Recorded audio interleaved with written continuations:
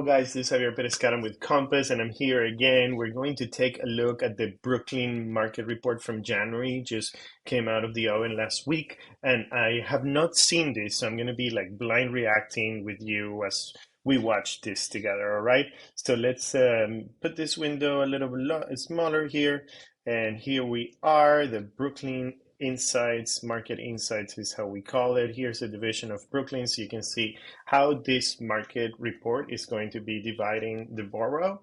So basically, North Brooklyn is only Greenpoint, Williamsburg, although this is Bushwick here. So I think Bushwick is included here.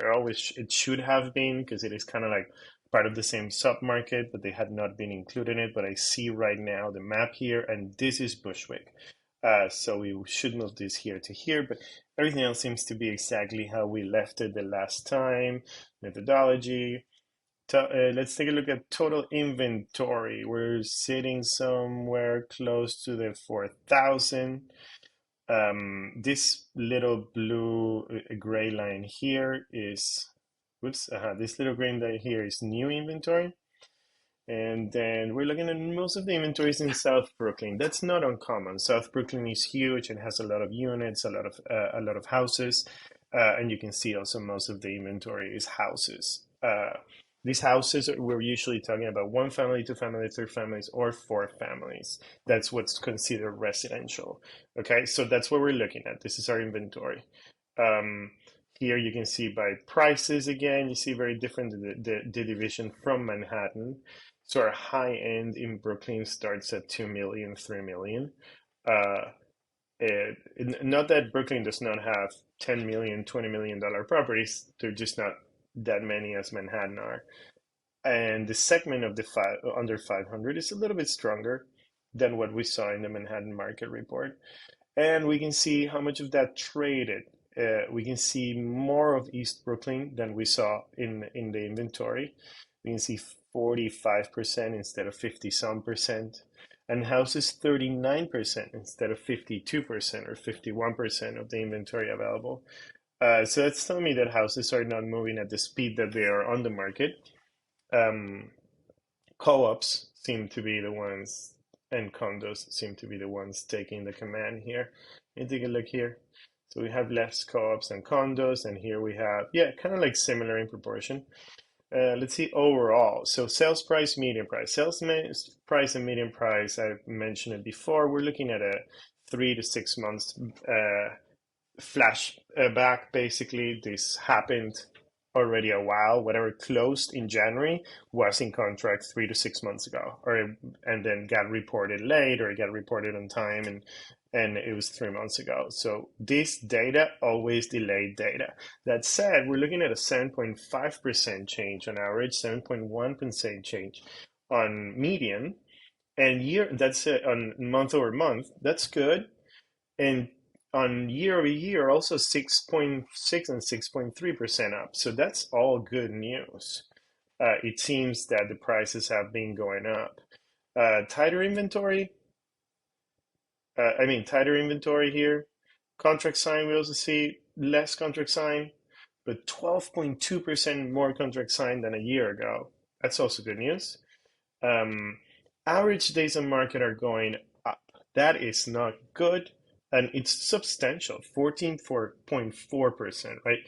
So I'm going to tell you what I think this is. There is old inventory that has not gone anywhere, and that is dragging the days on market up. But the new inventory seems to be moving fast, and what happens is that this old inventory, it's now trading usually a little lower. Now we can see still versus Manhattan, this is 127, and we were looking at 200 or something in Manhattan. So healthier market in terms of speed than Manhattan. There are neighborhoods that things are moving in 20 days, 15 days, and there are neighborhoods where they are sitting on the market for a little longer. It is a micro market in Brooklyn. Price per square foot. Let's see in condos. Condos all up. All numbers are up, including, look at this, your average days on market are crazy up, 31% year over year. This is your price per square foot. We can just see that 4 bedrooms have lost value in relationship to last year. Everything else is kind of like there. Studios maybe have lost value a little bit, but yeah, 1 bed, 2 beds, 3 beds have just like ticked up a little.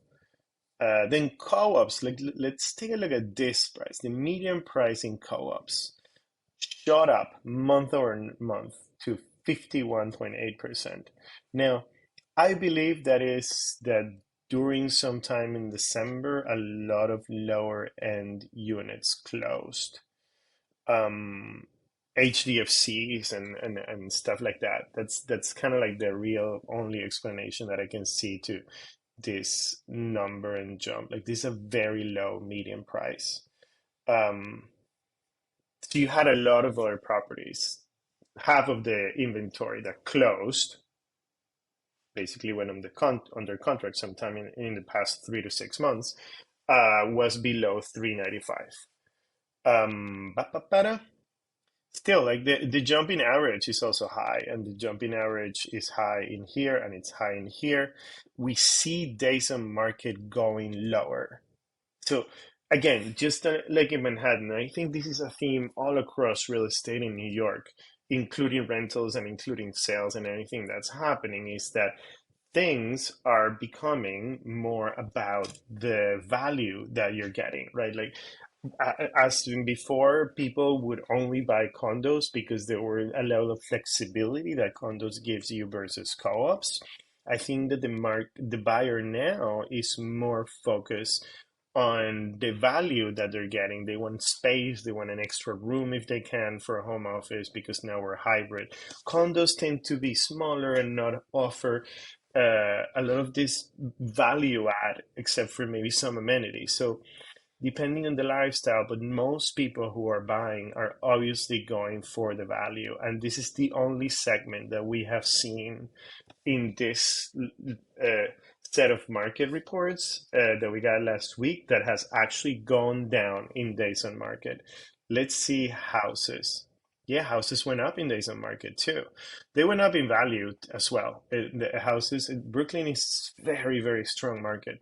But we can see that in terms of strength, co-ops have the quickest turnaround. They might not carry the highest numbers. They're not like, oh, record-breaking numbers, but they are numbers that show you the strength of a market that we're not seeing in other markets, where we have days on market going up almost 20%, 27% year over year, or 31.5% year over year. And here they're going down almost 30%, 28%. So that's what I'm seeing here. I think that my conclusion to what I saw with you is that Brooklyn is a strong market, that if you are a buyer, you are probably looking for value. There's a lot of value to be had in the house market. It's not trading as quick as the co-op market is. There's a lot of value to have in the co-op market. If you go into the co-op market and you look at the days on market, it's moving faster, so you have to be a little bit more aggressive in terms of like putting in offers quicker. But it doesn't seem to be necessarily a seller's market yet.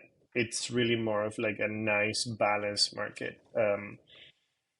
Yeah, that's kind of my conclusion. If you have any questions or concerns, ideas, let me know. Subscribe, follow, share, whatever you need to do with this video to make your life better. And I'll see you in the next video. Take care.